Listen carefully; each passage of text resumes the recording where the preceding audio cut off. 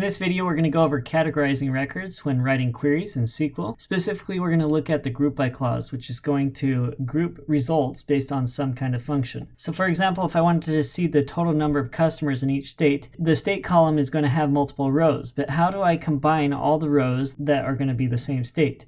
Well, that's going to be using the group by criteria. So I'm going to select the state and then count the number of customers using the customer ID from the customer table. And then I will group by state. So that's going to merge all the same states together and then return a count for the total number of customers in each state. So here we are at the server. I'm using the lecture schema again. I'm going to go ahead and paste this query. We'll go ahead and run it. And we can see that the states have been grouped, so we only have each state represented once. And then we can see the total number of customers in each state. So now what I want you to do is answer the following 5 queries. So try these on your own, pause this video, and then come back to compare your answers.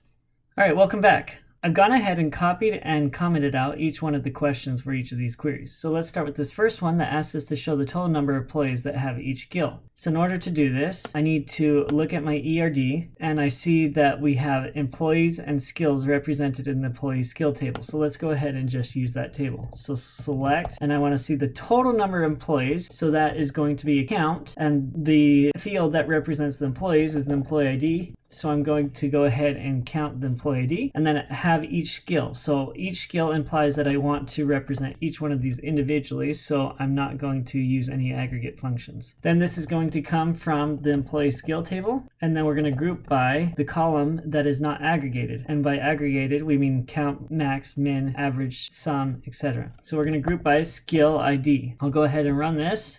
And we see the skill IDs represented here, and there are this number of employees that have each one of those skills. All right, the next question asks us to show the total number of orders placed each day. So let's go to the order table, and we can see that we have an order date, which is what we're going to be focusing on. So we're going to select the total number of orders, so we'll count order ID, that are placed each day. So we are interested in the order date. And then this comes from the order table, and since order is a reserved keyword, we're going to put that in tick marks, and then we're going to group by the non-aggregated column, which is order date in this case. So I'll go ahead and run this, and we see the order dates represented here and the total number of orders that are placed on each one of those days. This next query asks us to show the average quantity ordered for each product on all orders. So let's go to the ERD, and we are looking for product, quantity, and orders, and they're all represented in this order line table. So this asks us to show the average, so we'll say select average quantity, and then for each product. So what represents the product in the order line table is going to be the product ID, and then this is for all orders. So we're going to select from the order line table. We are going to group by the product ID.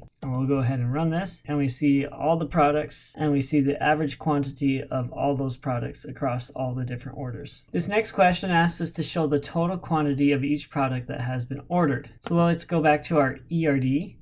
So it's the same query as above, except for now we want the sum of the quantity. So this will give me the total quantity for each product that has been ordered. So we use the order line table, and then we're going to group by product ID. And then we can add the order by product ID clause. So we'll go ahead and run this, and we see that the product IDs are now sorted, and then we see the total number of quantity of each one of these products that have ever been included on any orders. All right, this last query asks us to show the maximum, average, minimum price for each material. So let's go to the ERD. Specifically, we're looking for the raw material. So we want the average, maximum, and minimum price for each material. So we'll say select for each material. So we're going to say select material. We want to know the average price, the max price, and the min price from raw material. And then we're going to group by the material, because we're trying to find out the average, max, and min for all materials. So let's go ahead and run this. And we see for all the materials listed here, we have the average price, the max price, and the min price.